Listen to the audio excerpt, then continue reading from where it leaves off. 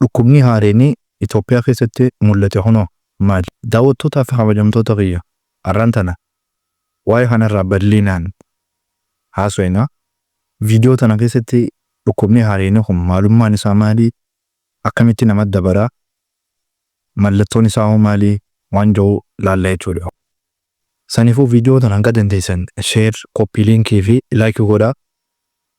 Uummata keenya hunda biraan gahaa jechuudha akka dhukkuba kana baranii ofirraa eeganiif. Saniifuu viidiyoon tun xiqqoo dheerachuu malti na waliin turaa jechuudha.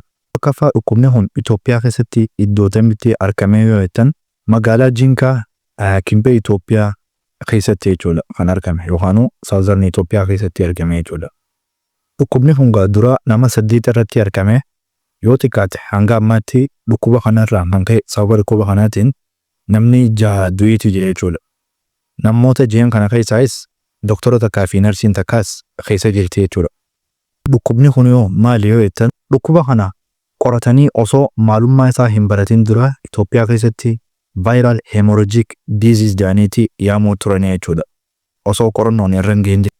Amma garuu qoratamee eega barame booda dhukkubni kun Marburg virus akka ta'e baramee jira jechuudha. Yookaan beekameetii jira jechuudha. Marburg virus dhukkuba vaayirasii hammaatii Filoviriidiyaa jedhamurraa dhufu jechuudha.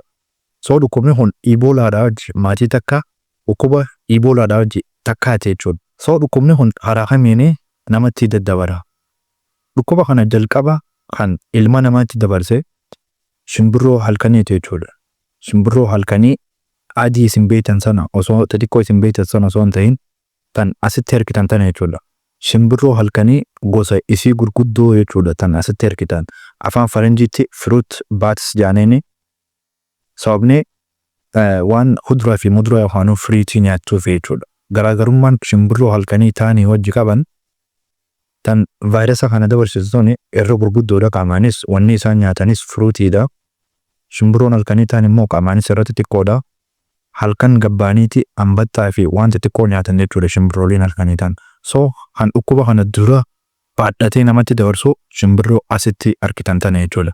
Fruit bats jedhaniin dhukkuba vaayirasii hedduu baattee deemte shimbirroon ta'an. Duuba dhukkubni kun namarraa namatti yoo akkamitti dabara?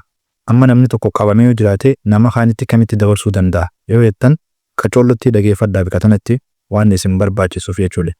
Takkaffaa fi walumaa galatti dhukkubni kun kan dabaru dhangala'aa yookaan bishaan qaama dhukkubsataa yookaan nama dhukkubni kun qabeerraa bahu kallattiidhaan tuttuquudhaan namatti dabara jechuudha.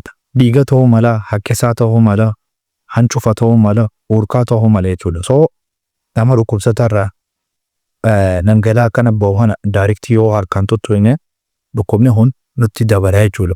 Tuttuquudhaan dabara jechuudha walumaa galatti dhukkubni kun.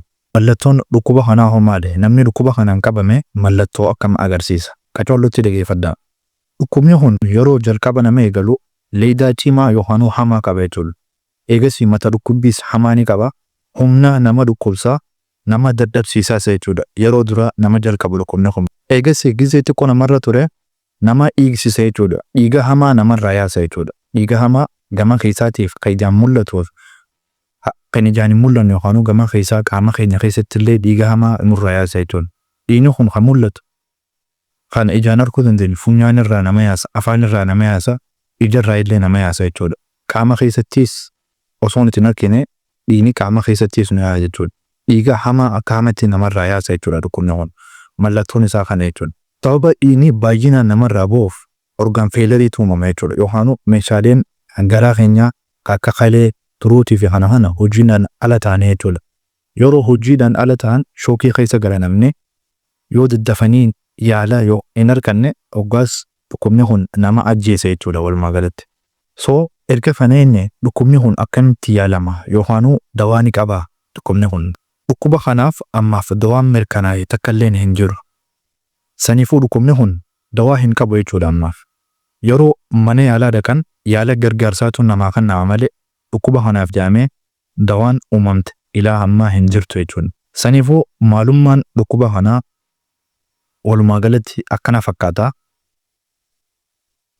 Namuu dhukkuba kanarraa baree akka of eegu viidiyoo tana hawaasa keenya hundaafuu sheer godhaa. nama mallattooleen armaan olitti dubbadde tana qabu yoo arkitan immoo saffisaan daddaftanii akka karaa mana yaalaa yookaan mana haakimaa geessan gorfamaadha jechuudha. Barbaachisaadhaas jechuudha. Sanifuu viidiyoon teenya tana fakkaatti namni hedduun dhukkuba kanarraa afaan Oromootiin viidiyoo dalagamte waan hin arkiniifin isiniif dalage. Sanifuu akkumaan isin viidiyoo tana sheer godhaa, laayikis godhaa, hawaasa keenya hunda biraanuu gahaadha jechuudha.